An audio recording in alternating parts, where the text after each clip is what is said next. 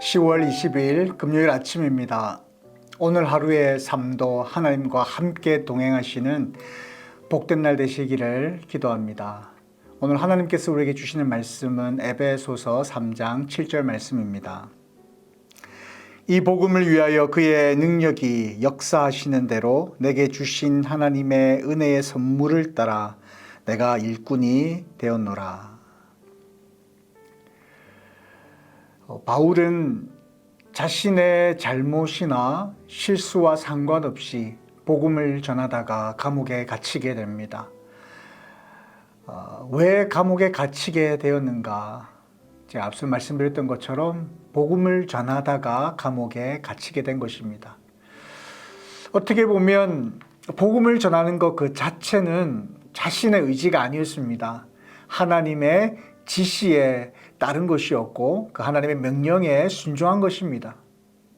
2절 말씀에 보면 내게 주신 하나님의 그 은혜의 경륜을 따라 이렇게 말씀합니다. 이 경륜이라는 것은 직분을 말씀하는 것이거든요. 하나님께서 나에게 주신 그 사도적인 직분, 그 하나님의 그 부르심 앞에 그가 해야 할 그 하나님의 명령 앞에 그는 순종한 것이었습니다. 3절에 보면 곧 계시로 내게 비밀을 알게 하신 것 또 이렇게 말씀하고 있는데 이 계시라는 것은 하나님께서 보여주시는 거예요. 하나님께서 알게 하시는 것입니다. 자기가 노력해서 알려고 하는 것이 아니라 하나님께서 보여주셨다는 것이죠. 그 예수 그리스도의 십자가 사건, 그 대속의 죽음이 우리에게 어떤 의미가 있었는가? 당시에 유대인과 이방인 사이에 어떠한 일을 하나님께서 이루어 가시는가에 대한 말씀입니다. 사실 유대인과 이방인은 하나가 될 수 없는 그러한 관계입니다. 그러나 예수 그리스도의 그 십자가 사건으로 인해서 하나님의 백성 하나가 된 것이죠. 6절에도 보면 이방인들이 그리스도 예수 안에서 함께 상속자 되었다라고 고백합니다. 또 함께 지체가 되었다. 또 함께 약속에 참여하는 자가 되었다. 이렇게 말씀합니다. 함께 되었다라는 것이죠. 유대인들은 이방인들을 참 싫어했습니다. 증오했습니다. 당시에 유대인들은 이방인들을 심지어 지옥불의 연료로 사용되는 자들이다. 그렇게 생각했고요. 또 이방 여인이 아기를 낳을 때도 심지어 돕지도 않았습니다. 그리고 이방인과 결혼한 유대인들을 마치 죽은 자처럼 여겼습니다. 그리고 이방인 집에 방문하는 것을 부정하다고 여겼습니다. 이처럼 유대인들은 이방인들을 싫어했다라는 것이죠. 그런데 그 유대인과 이방인 사이의 관계가 회복되었다. 담이 헐어졌다. 구별이 없어졌다. 하나님의 백성으로서 하나가 되었다라는 것입니다. 사실 유대인인 바울에게 있어서는 달갑지 않은 상황입니다. 본인이 원해서가 아니라 본인이 원치 않았을 수도 있다라는 것이죠. 그런데 그것을 하나님께서 계시로 알게 하셨다. 유대인과 이방인이 하나 되게끔 하나님이 하셨다라는 것입니다. 그리고 그 일로 이방인들에게 그 하나님의 복음의 말씀을 증거하라고 하나님께서 부르셨고 보내셨다라는 겁니다. 또 7절 말씀에 보면 이 복음을 위하여 그 하나님께서 능력하시는 역사대로 내게 주신 하나님의 은혜의 선물을 따라 일꾼이 되었다. 이렇게 표현하고 있거든요. 하나님의 은혜의 선물을 따라. 그것도 내게 주신 하나님의 은혜의 선물입니다. 하나님께서 보내셨고 하나님께서 인도하셨다는 겁니다. 자신의 의사와는 관계없이 그냥 하나님의 지시에 따라 하나님의 일꾼이 되었는데 그 하나님께서 하라는 대로 했는데 결과는 옥에 갇혔다라는 것이죠. 바울의 하나님에 대한 그 정당한 반응은 어떤 것이어야 합니까? 하나님께 막 원망해야 되는 건 아니겠습니까? 불평해야 되는 건 아니겠습니까? 본인이 원해서도 아닙니다.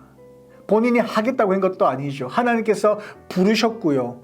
그리고 계시로 알게 하셨고 깨닫게 하셨고 그리고 하나님의 일꾼으로 보내셨습니다. 이방인들에게 보내셨다라는 겁니다. 그저 그는 하나님이 하라고 하신 거에 순종한 것밖에 없다라는 겁니다. 그런데 하나님께서 그에게 복을 주시는 것이 아니라 오히려 그것 때문에 복음 증거하는 것 때문에 감옥에 갇혔다라는 겁니다. 그렇다면 당연히 원망해야 되는 거 아닐까요? 이스라엘 백성들이 노예 생활하다가 하나님께서 그들의 신음소리를 들으시고 구출해내십니다. 출애굽시키십니다. 그럼에도 불구하고 그들의 삶 속에 여러 가지 어려움이 닥치니까 어떻게 합니까? 하나님께 원망하죠. 하나님께서 노예였던 그들을 꺼집어내어서 자유를 주셨음에도 불구하고 조그마한 어려움이 있을 때에 원망을 하는 게 그게 원래 인간의 모습입니다. 그런데 바울은 어떻습니까?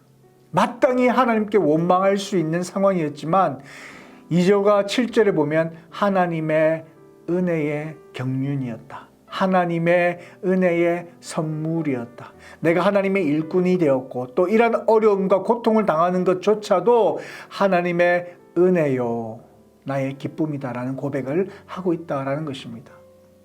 무엇이 그를 그렇게 만들었을까? 바로 예수 그리스도의 십자가 사랑 때문이다라는 것이죠. 지금 그가 이방인들에게 정말 싫어하는 그런 이방인이었지만 그 이방인들에게 예수 그리스도의 십자가 사랑, 그가 깨달은, 그가 혜택받은 그 그리스도의 십자가 사랑을 깨닫자 원수와도 같은 이방인들에게 예수 그리스도의 복음을 증거하는 하나님의 종으로 예수 그리스도의 사도로 주어진 사명을 감당하는 모습을 보게 된다라는 것입니다. 저는 오늘 본문을 보면서 도대체 바울이 알고 있는 하나님이 어떠한 분이신가 생각해 봅니다.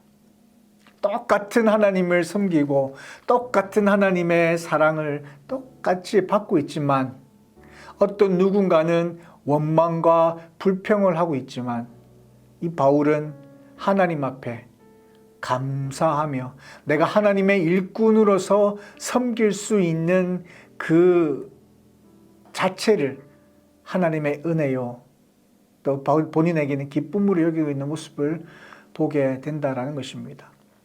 사랑하는 빈내리 성도 여러분, 여러분은 어떻습니까? 여러분은 하나님 앞에서 떳떳한 삶을 살아가십니까? 아무런 자격이 없는 우리에게 생명 주신 그 하나님 앞에 늘 감사하며 살아가고 계십니까? 아니면 왜 하나님, 왜 나만 이런 고난을 겪느냐라고 불평하며 하루하루를 살아가고 있지는 않습니까? 오늘 바울의 모습을 보면서 참 많은 생각을 하게 됩니다. 하나님 앞에 왜 내가 이런 고통을 당해야 합니까? 하나님께서 우리에게 베푸신 그 은혜는 생각지 못하고 왜 하나님 제가 이 고난을 받아야 합니까? 라며 하나님 앞에 불평하며 원망하는 저의 모습을 보면서 회개하며 하나님 앞에 더 겸손히 엎드리게 됩니다. 빈내리 성도 여러분, 바울이 깨달았던 그 십자가 사랑, 그 사랑을 깨닫는 저와 여러분의 삶이 되어지기를 간절히 소망합니다. 그 하나님의 사랑이 얼마나 큰지 그가 예전에 원수같이 여겼던 이방인이라 할지라도 그 복음을, 그 예수 그리스도의 십자가 사랑을 증거하고 또 하나님께서 그 부르심에 순종함으로 당하는 여러 가지 고난조차도 내가 하나님 때문에 내가 무엇인가를 할 수 있는 그런 기회가 주어졌음에 혹은 내가 하나님을 얼마나 사랑하는지 그 고난을 통하여 확증할 수 있는 그 상황 속에 감사하며 기뻐하며 하나님의 이름을 올려드리는 그런 바울과 같은 그런 삶을 살아가는 저와 여러분의 삶이 되기를 간절히 소망합니다. 살아계신 하나님을 경험하고 우리를 향한 그 십자가의 사랑 우리 입술로 고백하며 살아가는 복된 주의 백성들 되시기를 주님의 이름으로 축원하며 기도합니다. 오늘도 귀한 말씀 주시니 감사합니다. 다 함께 기도하겠습니다. 사랑이 많으신 하나님, 빛내리 교회를 사랑하시고 지금까지 하나님의 은혜로 채워주심을 감사합니다. 지금의 빛내리가 있기까지 걸음걸음을 인도하시고 함께 동행해 주심을 또한 감사합니다.